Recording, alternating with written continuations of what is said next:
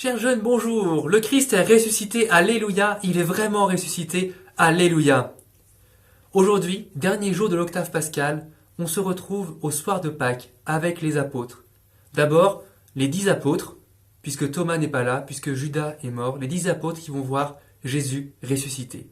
Puis après, 8 jours après, avec Thomas, qui les a rejoints.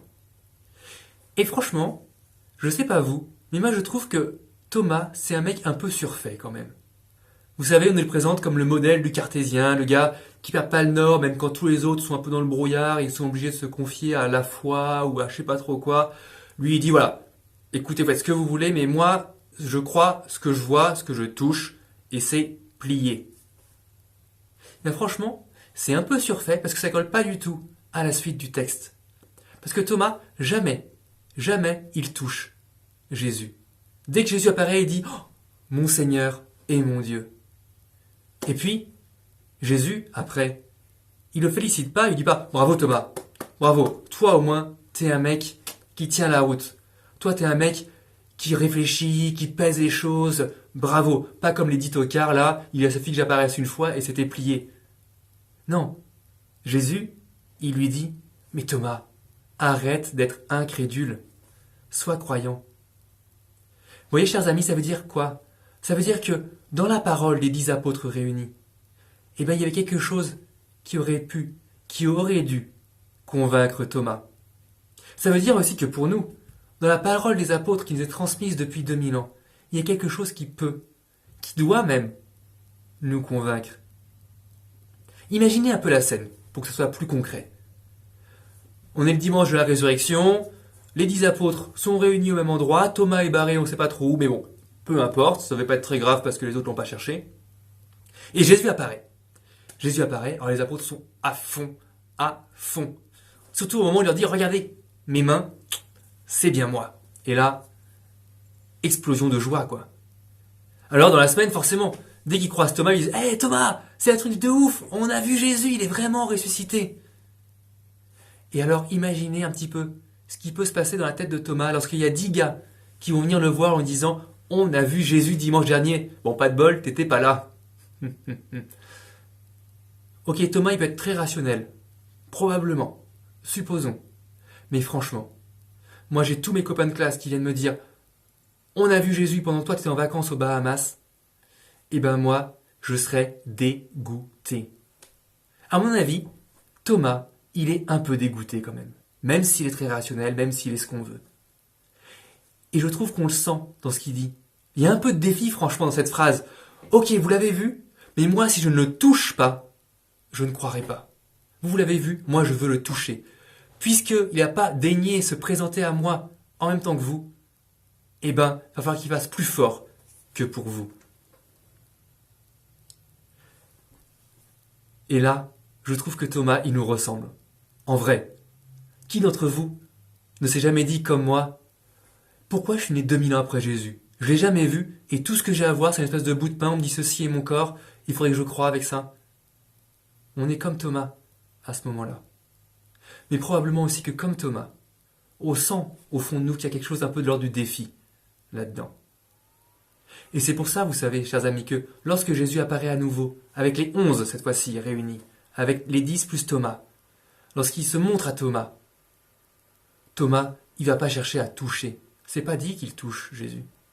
Il dit immédiatement mon Seigneur et mon Dieu.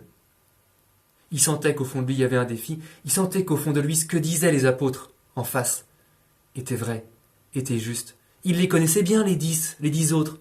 Il venait de passer au moins 3 ans avec eux.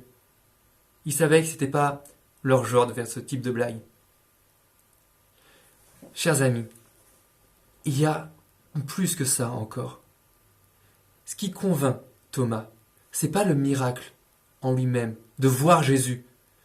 C'est pas de voir un truc rayonnant, une gloire immense, un miracle hallucinant, explosif, avec des effets pyrotechniques partout. Le moment où il dit « Mon Seigneur et mon Dieu », c'est quand Jésus lui dit « Regarde. Regarde les traces des clous dans ma main. » Ce qui convainc Thomas, c'est que Jésus est vraiment passé par la mort. Et le Jésus qui ressuscite, c'est un Jésus marqué par sa passion. Ce qui fait que notre Dieu est un vrai Dieu qui donne la vie, chers amis.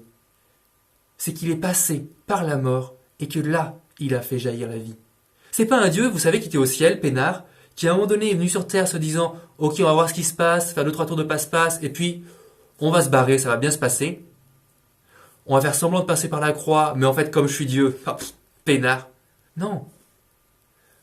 Notre Dieu, chers amis, et c'est pour ça qu'il est le vrai Dieu qui donne la vie, c'est que c'est un Dieu qui passe vraiment par la mort, et la mort le marque. Jésus ressuscité porte les marques des clous. C'est ça qui nous convainc que Dieu est vraiment venu parmi nous. Il n'est pas juste venu faire un tour, se promener. Il s'est fait homme comme nous. Et là, évidemment qu'avec Thomas, on a envie de dire, mais waouh, mon Seigneur et mon Dieu. Alors, chers amis,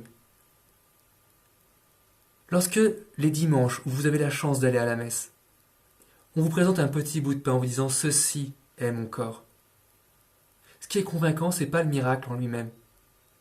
C'est le fait de se dire « Mais là, Jésus me dit, c'est mon corps, c'est moi qui me donne à toi. » Et je déconne pas quand je dis « je me donne à toi ». Parce que il institue l'Eucharistie avant de passer par la croix, avant sa mort et sa résurrection. C'est ça qui est convaincant. C'est cet amour dans ce petit bout de pain. Chers amis, vraiment, en ce temps pascal, ne guettez plus les signes hallucinants. Regardez la quantité d'amour qu'il y a dans chaque geste que Dieu pose pour vous. Et si ça ne vient pas, demandez celui qu'on attend pendant encore à peu près 40 jours. Appelez l'Esprit Saint. C'est lui, cette petite voix au fond de votre cœur qui vous dit « Mais oui, c'est vrai ce qu'on te raconte. Oui, c'est beau ce qu'on te raconte.